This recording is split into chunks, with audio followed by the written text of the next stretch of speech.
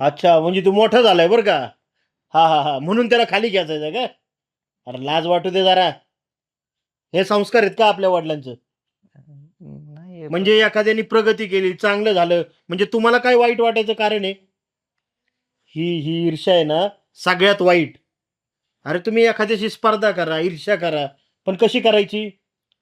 तो पिकवतोय ना ऊस, तो 1 एकरात जर 50 टन काढत असेल ना, तर मी 60 टन काढीन, ही ईर्ष्या ठेव.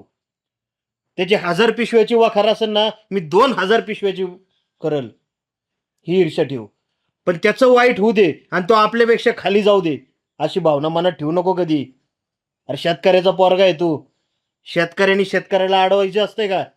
काय संस्कार देणार उद्या पोरांना तुम्ही? नाही जरा चुकलंच माझं. काय चुकलं?